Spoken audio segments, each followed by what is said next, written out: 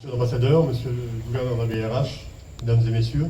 Monsieur l'ambassadeur, je voudrais d'abord vous remercier pour l'organisation de cette première mission en Haïti, à Port-au-Prince. Je suis présent depuis relativement peu en poste à Saint-Domingue, depuis début septembre. Donc c'est effectivement ma première mission. Et je voudrais vous remercier également pour l'organisation de cette réception qui me permet de rencontrer autant d'institutionnels haïtiens et puis de membres de la communauté d'affaires.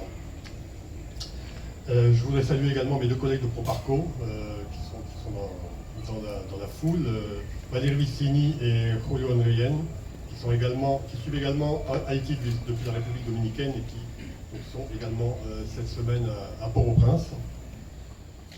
Alors nous savons que la situation, le contexte est très difficile, la situation économique est très compliquée.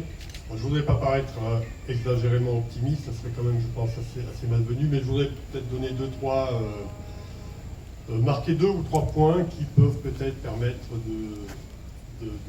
d'entrevoir un panorama moins sombre d'ici la fin de l'année.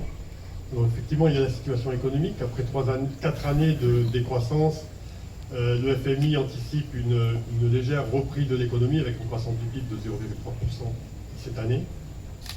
L'inflation demeure élevée, hein, elle est dans un contexte international très difficile qui ne va pas évoluer fondamentalement dans les prochains mois. Mais il y a quand même une décroissance de l'inflation fin 2022.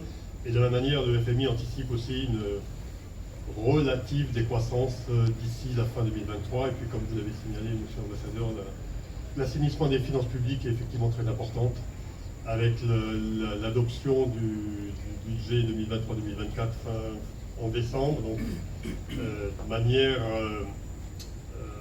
beaucoup plus normale que l'avait été l'exercice antérieur. En ce qui concerne nos relations bilatérales, d'abord les échanges. Finalement, dans un contexte compliqué, nos échanges bilatéraux globaux se maintiennent en 2022. Ils n'ont pratiquement pas baissé, autour de 54 millions d'euros. Nos exportations ont baissé, par contre nos importations provenant d'Haïti ont augmenté de 35%. Ce sont essentiellement des produits chimiques, notamment des huiles essentielles. Bon, c'est relativement peu, mais enfin ça montre quand même un certain dynamisme d'un pan de l'économie haïtienne.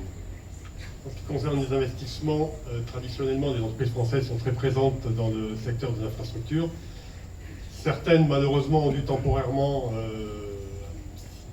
fermer leurs activités, on espère qu'ils vont revenir assez rapidement. Comme vous l'avez signalé, certaines, dont Vinci, sont revenues en novembre, continuent à travailler sur le développement de l'aéroport. Dans le secteur des services également, il y a de nombreuses entreprises françaises qui continuent à travailler, l'INASA du groupe Ruby, AGS, Canal+, une société bien connue en Haïti, donc il y a pas mal d'entreprises françaises qui continuent à se développer ici.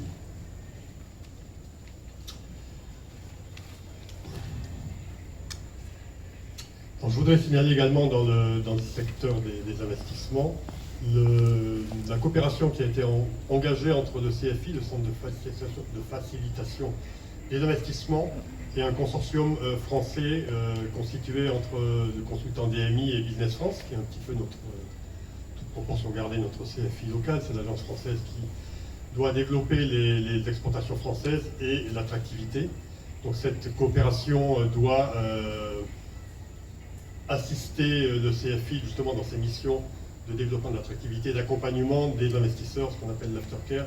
Et je remercie et je salue Madame Prophète, sa directrice générale qui est présente aujourd'hui.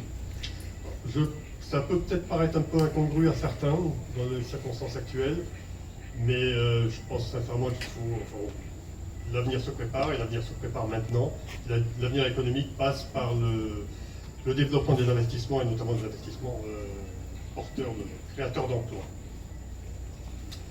Alors, moi, c'est donc, comme je le disais, ma première mission. Elle a été assez courte, 3 jours, donc je ne prétends absolument pas connaître, encore moins comprendre ce pays. Ce que j'ai pu quand même voir, c'est qu'il existe je pense, une génération de jeunes entrepreneuses et entrepreneurs dynamiques, désireuses de s'exprimer. Donc on espère effectivement que la situation s'améliore dans les prochains mois. En ce qui me concerne, je compte bien revenir de manière assez régulière à Port-au-Prince. J'aimerais bien venir avant la fin de l'été. En tout cas, pour l'instant, je suis à votre disposition pour tout contact, toute information. Et je vous remercie d'être présent.